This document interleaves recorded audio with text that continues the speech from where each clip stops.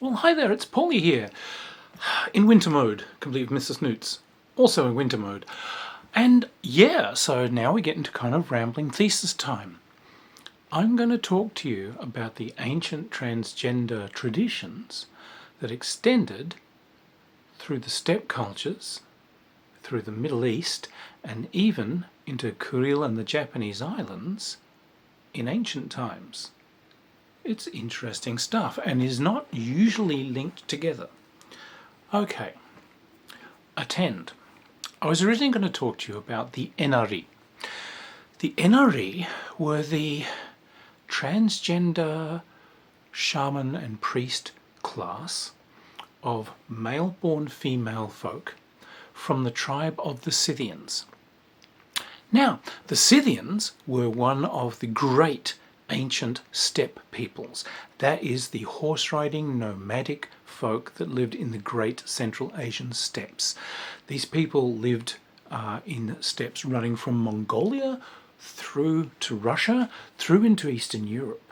However, they also spread all the way down through Anatolia and in their time into Palestine. They even watered their horses in the Nile. They were a very far spread people and an incredibly influential people. Their burial mounds can be found all throughout Russia and the steppes, and they are called kurgans. And I find it quite funny when you watch the movie Highlander, where there's the character the kurgan. The burial mound. These kurgans often preserved a great deal of the material culture of these people, which included female warriors. They were very famous for having women warriors. These were women that were found buried with complete armor and fighting kit. Horses, swords, war bows, the lot. So a very interesting group. They spread through many different peoples. Now, there was a slightly earlier people called the Sumerians. For those of you from my fantasy role-playing game friends, like Conan the Cimmerian. Congratulations, he's one of these guys, supposedly. The Cimmerians were a culturally Scythian people who were, however, ethnically different. But they were from the Scythic cultural group and spoke the Scythian language. And they came into contact with the civilizations of the ancient Sumerian region very early on. They clashed against cultures such as Urartu, Babylon, and they actually defeated them. They caused an enormous amount of problems. They, in fact, caused the fall of many empires, caused the fall of the original Assyrian Empire. They were quite a scourge. They were, however, eventually displaced from that region of steppes in the Iranian steppe area and Transoxania. I love that term, Transoxania. That's our side of the Oxus River. By the Scythians, the Scyths. Scythian peoples included groups like the Saka, the Masagente, and many other groups. As a people, their existence ran for millennia, and spin-off peoples such as the Sarmatians, who had very close ties as clients and allies of the Roman Empire, and as the Alans, who continued to occupy the Crimean zone, until modern times. They're still there. All Scyths, my friends. The Scythians, they overthrew the Neo-Assyrian Empire.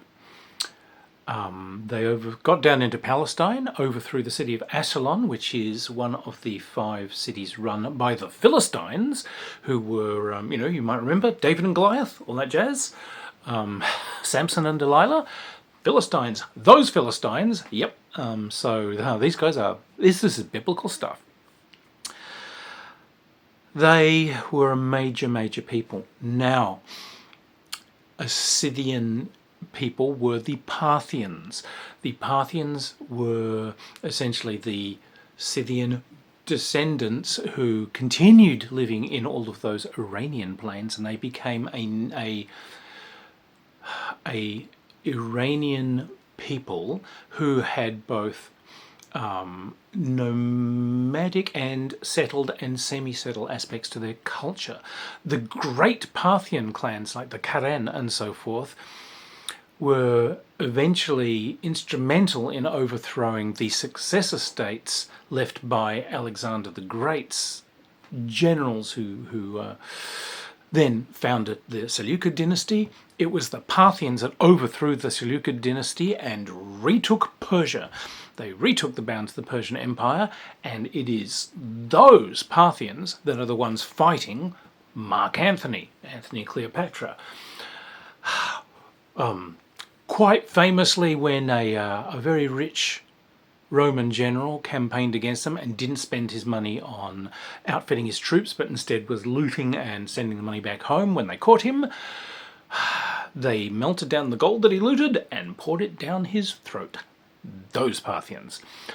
Those Parthians remained an absolute force until the Arab conquests around 660 AD, and then were folded over into the later Persian cultures. An interesting people, huh? But the Enaree are fascinating. So, their name actually comes from a series of Scythian words, which means, as far as Anhari, which, as far as we can tell, the Greeks translated it as unmanly.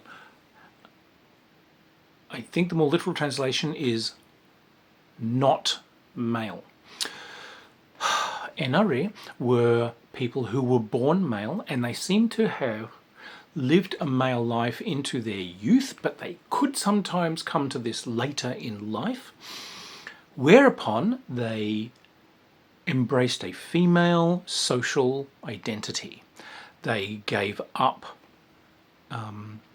any pretense of living a male life. They lived entirely as women. They dressed as women. It was a gendered language, so they used female gender pronouns for themselves. They did those tasks associated with being women. They were also renowned for being women sexually, so they had sex with cis males. And yeah, this scandalized some, scandalized the Greeks, and I don't know why, given Greek proclivities, but I think this was their, all part of this sort of, there is an element to Greek culture which is very, very, very against gender crossing, although they do have many Greek tales and legends of such. They do also have a strange cult of manliness, which we can look at later. So the Enaree not only lived as women, but they took female hormones. The Enaree were, so the Greeks tell us, drinking the urine from pregnant mares, and this gave them female aspects. Yes, folks, they grew tits. They were taking hormones. That's estrogen. The first commercially available estrogen that was used first for treating things like female menopause, but almost immediately for treating transgender people. That's designed from, that comes from mare's urine. That's what that was, and remains so for decades. We synthesize it now, obviously. But they actually drank this, and it changed them, much to the scandal of the Greeks.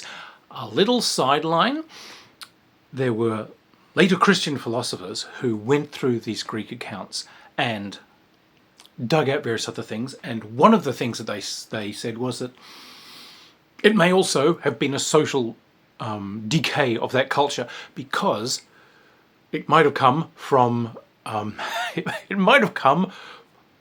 women wearing too many trousers. Yes, the other thing that we owe to the Scythians are trousers. That fashion is entirely Scythic, and it spread obviously into Iranian peoples. So that's where your jeans and leggings and so on come from today. These are the guys who spread the habit. But apparently, women wearing jeans can make their offspring come out as trans. Who knew? What in the world? So yes, that is your first crazy social contagion theory for transgenderism. Someone phoned Marjorie Taylor Greene at once. Snoots would like to track her down because, she needs a blow from his snoot. But these people had an important religious place in Scythian culture.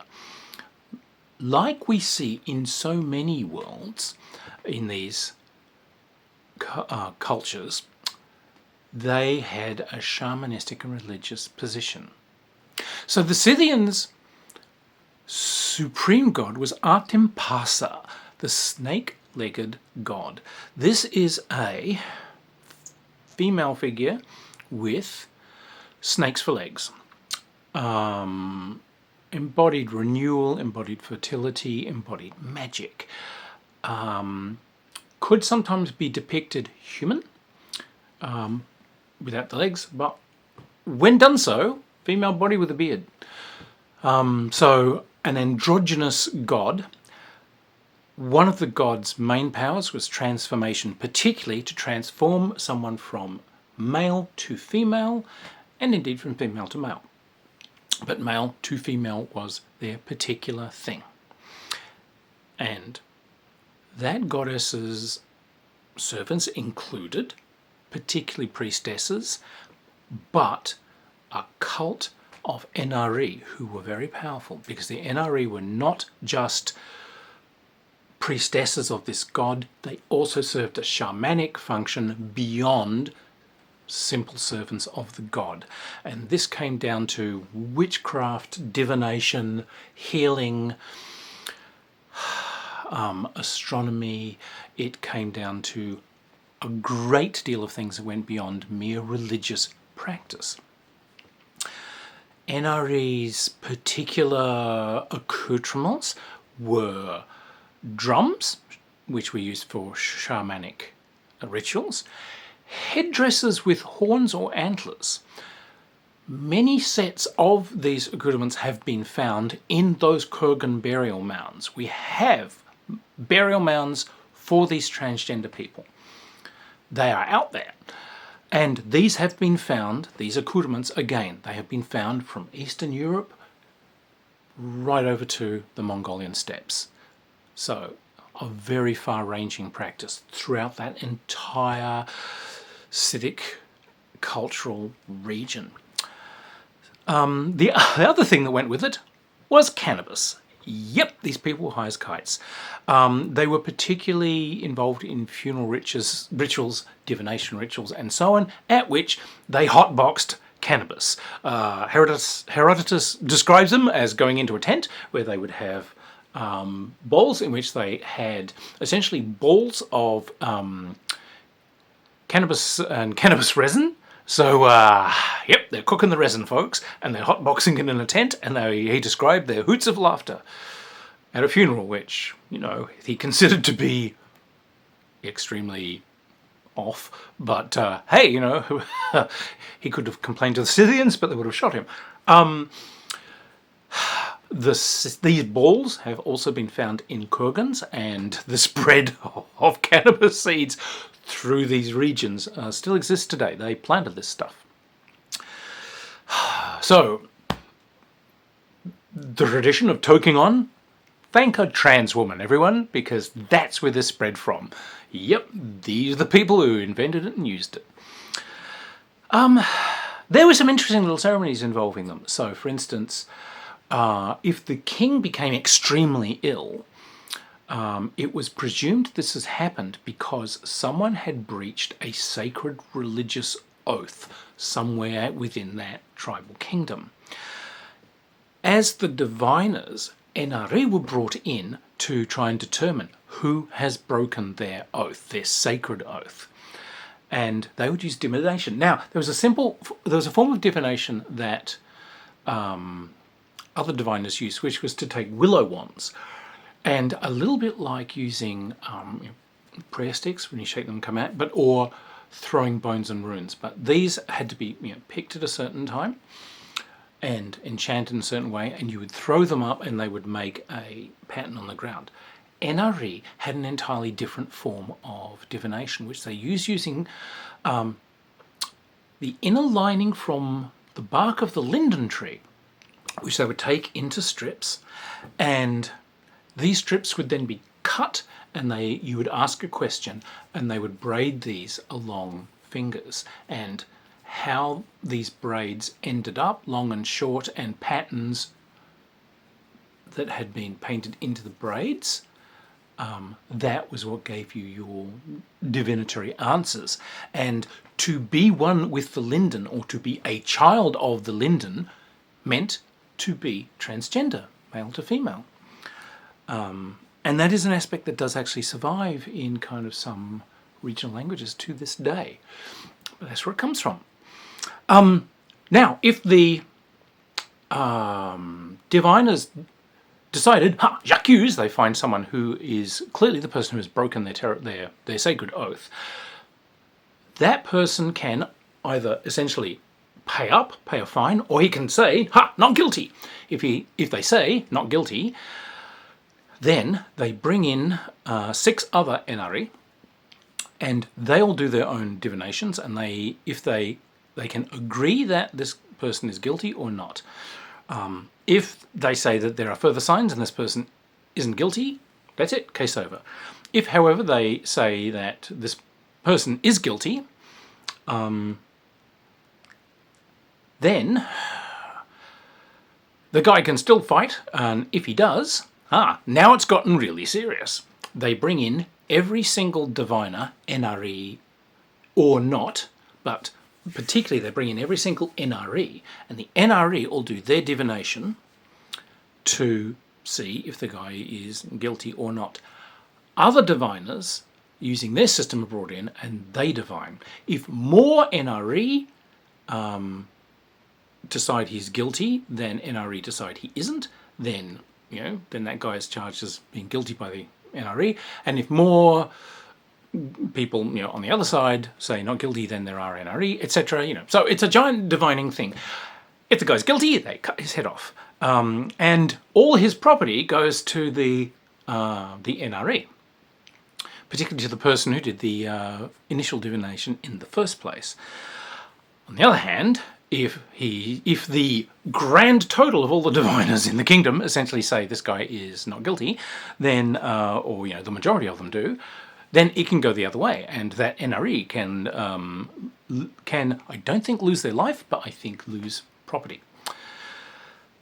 We have depictions of Enaree with these headdresses, and often with a standard that has horns on it. Many of these standards have been retained as well, because the Scythians are some of the master artists of the ancient world. They brought us applique art. Their clothing was spectacular, which is how we know they're trans. How we know they're trans. They would applique their clothing. It's usually bright colours, sort of tight trousers, highly coloured boots, quite tight tunics and so forth, often Scythian caps, which is a bit like Phrygian cap, often sort of flops forward at the front a little bit, bright colours, ribbons, but these would have bands of embroidered and felt animal symbols and motifs, which would be sewn all over these things. And their metalwork, they were master metalworkers, smiths and embossers. They would particularly make a thing called dovetailled, which is your bow case. It hangs from your belt. It is a case that contains both bow and arrows, so it's quite wide. But we have several embossed metal, bronze and even gold bow cases which show shamanic scenes and mythological scenes in which Enaree prominently are displayed. We are not talking a invisible group here. Greeks and the descendants of Alexander the Great and everyone remarked on these people time and time again, scandalized by them, but still was like, well, you can't really say they've somehow corrupted Scythians, because Scythians are pretty consistent in kicking everyone's ass. So here's our NRE. By the way, one of the things the Greeks held against them was that the Scythians, when they sacked that Philistine city of Ascalon is still a city today, by the way, they sacked a very famous temple to Astarte that was there. Yeah, the Greeks basically saw Astarte as being an aspect of Aphrodite. So, hey, these guys beat up on Aphrodite. Oh, those goddamn trannies. Trannies must have made them beat up on Aphrodite. So, yeah, there was this weird cultural resentment. But I think a huge part of the cultural resentment came from the fact that the Scythians are the antithesis to the Greeks. The Greeks are about settlement and cities and a rigid patriarchy with rigid, very authoritarian defined roles. Whereas the Scythians are a roaming nomadic people who somehow excel the Greeks in smithery and metalwork, have a very highly developed art style, are capable of medicine, are capable of mathematics and so forth that they have absorbed from other cultures that they've beaten up, and who are fearsome in battle. And this survives as well in tales such as the Amazons and so forth, which may in fact be interpretations of the fact that the Scythians had female warriors, but also transgender warriors, because these Enaree are going into battle along with everyone else as well. They're the religious support. So we do have, again, depictions of Scythians going into battle, and, you know, there are horned figures who are, you know, at the back saying, onwards guys, you know, the gods are with you. I actually won't be, I'm up the back here talking with the gods, but onwards boys. So yeah, fascinating people. But here's where it gets really interesting. I told you about how widely found these kurgans have been, and just how influential that Scythic culture was. The Parthians were one, but it extends from Eastern Europe, but it goes all the other way. These nomadic cultures moved down into the Korean peninsula and into the Kuril Islands and influenced nomadic cultures that moved on into the northern island of Japan, Hokkaido, and onto the Japanese islands themselves as the original settlers of Japan. Now, here's where it gets squirrely, but not really. So, attend. So, my sword sensei for kendo, his sensei was a guy called Roald Knudsen. Oddly enough, as you can tell, I think originally a Norwegian descended chap.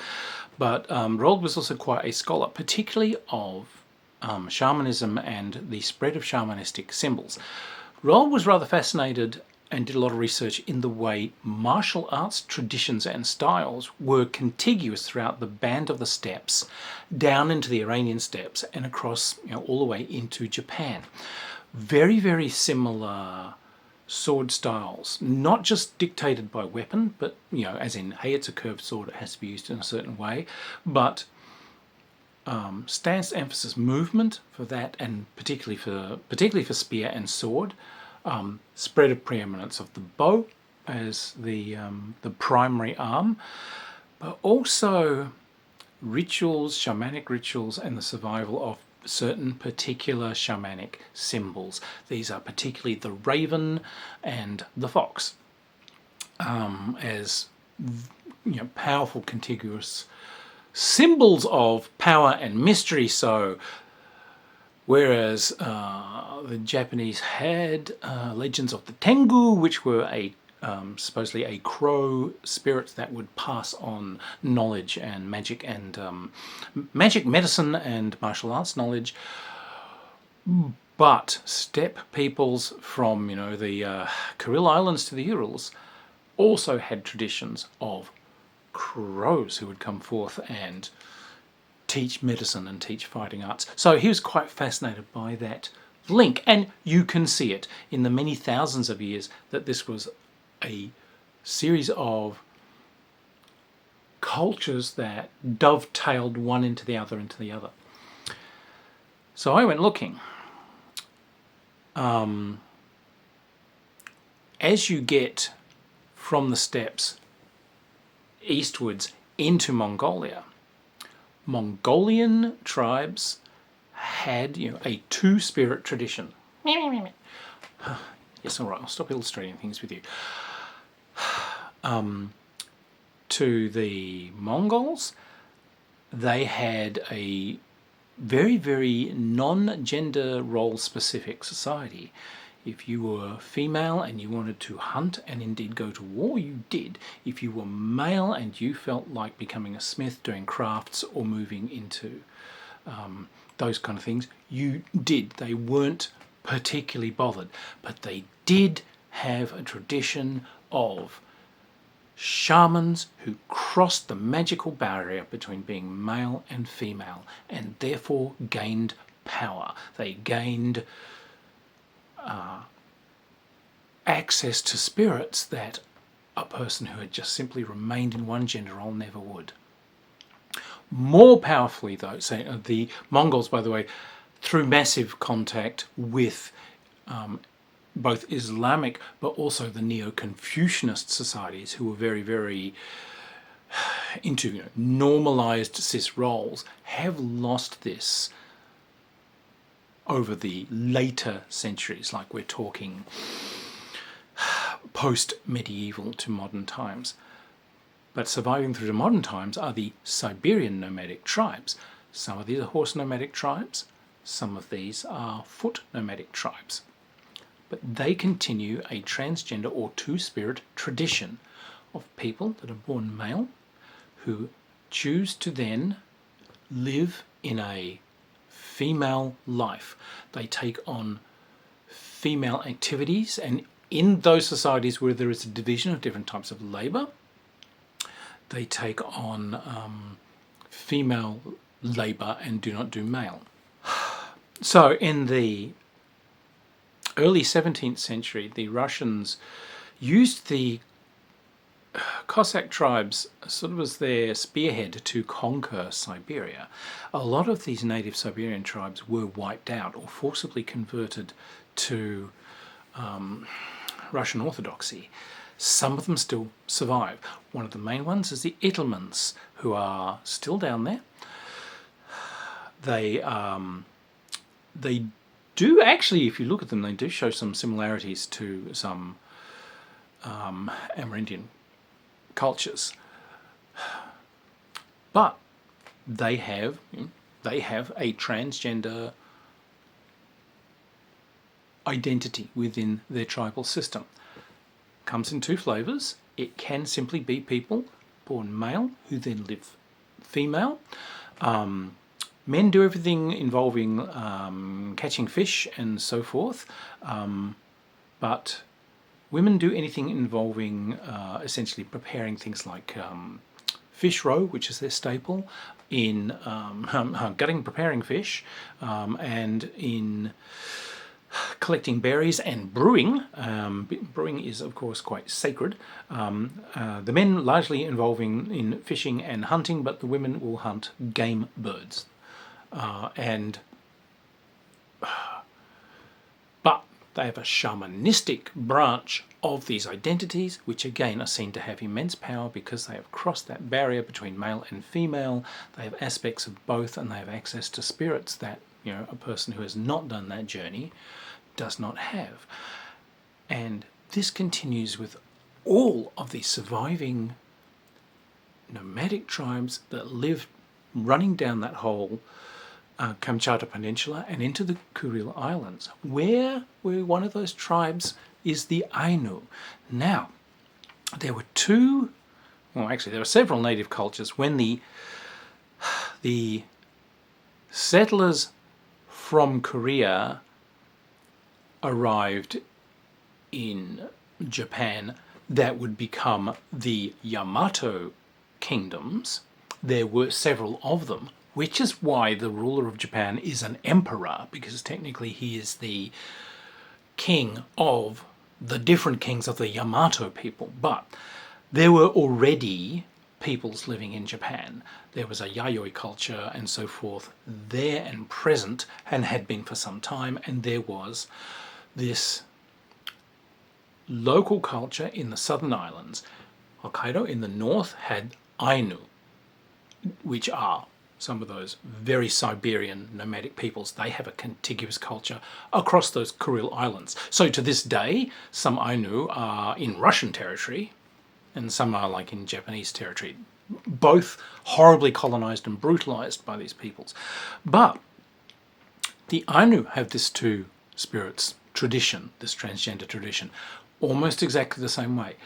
You can be born male, you can become female, and there is a division of labour in their society, so they take on complete gender roles, and they can take on very powerful shamanic roles, which encompass the divinatory, which law, witchcraft, and so on. And of course, raven spirits and fox spirits, very, very potent. The culture that lived on the main southern Japanese islands, which the Japanese called emishi, also seemed to have this tradition. However, they were largely assimilated into Yamato culture. Japanese culture, as it evolves, by the way, into early Japanese medieval culture through like the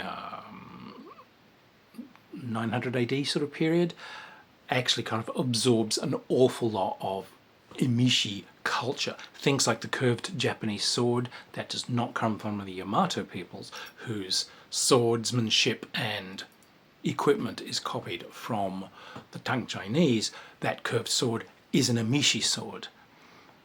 And early Japanese sword terms and so forth are taken from that. And indeed, though they say the word emishi, means earth spider, it looks like it does not. It actually comes from the Ainu term for one who wields a sword, warrior. Through thousands of years, in a band running from Poland through Russia, through Mongolia, through the Korean Peninsula, down through Kamchatka Peninsula, Kuril Islands, and feeding right into Japan, from feeding down into the Iranian steppes, so to the borders of India, to the borders of the Middle East, the Tigris-Euphrates Valley, a steppe culture of intertwined, dovetailed peoples existed, and they shared a transgender tradition recorded in actual written history. But through these kurgans, we can see them in their early forms from what you would equate with, say, ancient Egyptian times. These peoples are inhabiting these steppes very visibly from around the 2000 BC mark. They really come in and make their mark around the 800-900 BC mark with the Sumerians, and by that early Greek period, 600 BC and so on, the Scythians are well known to the Greek cultures, who then begin to interact with them and record the existence of these transgender people, who they are, what they did, and how they worked. And they were both shocked, scandalized, and astounded at the power that these people wielded, and at their universal acceptance by a culture that covered 3/4 or more of the surface of the entire Eurasian continent. The lesson here: we have always been here, and we always will. The Ainu Those Siberian people, and indeed in some of the steppe areas in Transoxania to this day, still preserve these shamanic traditions of transgender, two spirits if you will, individuals who gain power by crossing the barriers between male and female and by living a female life. That torch has been carried forward century by century by century, and it is not going away. So anyway, there's a little brief look at the steppe cultures and transgender male to female identities as they have existed for so long. Mr. Snoots and I will keep on keeping on, and we'll see you later on.